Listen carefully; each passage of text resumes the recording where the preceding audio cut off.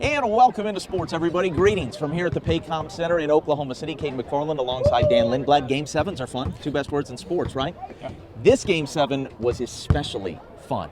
Think about what was on the line for the Oklahoma City Thunder in this one, Dan. You win, and you were considered a pretty heavy favorite to go on and win the NBA Finals about a month from now. You lose, and despite everything accomplished in the regular season, 68 wins, outscoring the opposition by more team than any team ever, this season would be considered a failure. That is a lot to put on your shoulders. And going into this game, it kind of looked like it was a little bit. They were struggling, especially at the rim. The Nuggets were pushing that thing, pushing it out to a 10-point lead.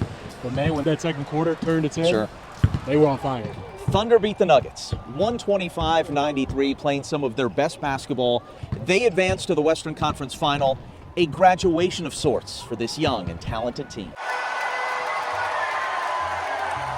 Yeah, there's not many games you wake up in the morning and you know that you're going to remember the game for the rest of your life, and Game 7's one of them. It's really a distraction. It distracts you from the fact that it's still a basketball game. To be able to focus through that and perform the way these guys did today was very impressive. I was nervous, to be honest.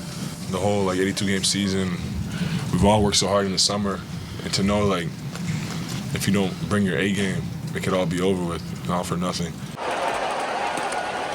The crowd was absolutely rocking. Bit of a slow start for the home team. The Nuggets score on their first 7 trips down the floor to take a 21-10 lead, but OKC settles in by attacking the rim. 6 early dunks in this ball game, cutting the lead to 5 by the end of the first quarter, and in the second, well, the Thunder starts to roll. A 12-2 run here. Jalen Williams with the and one to give OKC the lead. And then in the final 3 minutes of the half, the Thunder explodes for 18 points. Dan, turnovers were a huge part of it. They were frustrating the Denver Nuggets in a big way. At the end of the day, 23 turnovers forced for the Thunder. That turns into 37 points. Ooh. As you mentioned, a lot of that in the second quarter.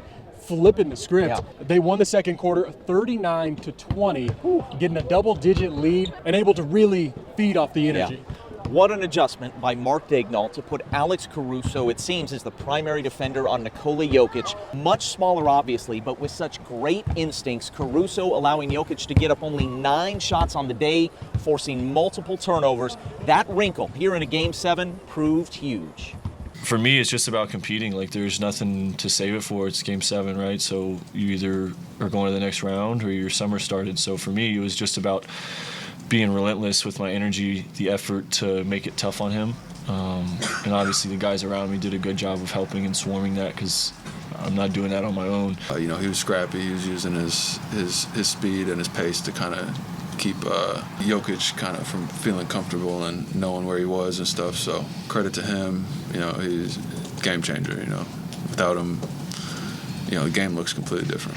Jalen Williams was a huge part of this win. Struggled to shoot the ball in this series, but 24 points, 5 rebounds, 7 assists. And Shai Gilgeous-Alexander played like an MVP, scoring 35. Yeah, he was getting the MVP chance just about all game long. And you could tell here he wanted to give a little bit of love back out to the crowd. Also, put, I don't know if it's a number 2 for the number or a peace sign, but either way, he was saying goodbye to this crowd that has meant so much to him over the past series and saying, I'll see you in the Western Conference Finals. It doesn't feel like, it feels like no team in the league has home court advantage like we do, and that's all due to them with the T-shirts, the cheering, the screaming, the chants.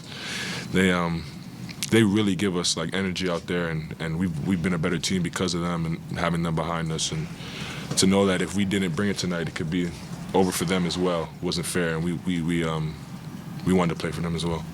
Dan, this team has been too good this season for it to end here today, right? This is fitting. Go on to the Western Conference Finals, take on a Minnesota Timberwolves team like the Thunder. Very young, very athletic, made it to the Western Conference Finals 1 year ago. I think this will be a whale of a series. Game 1.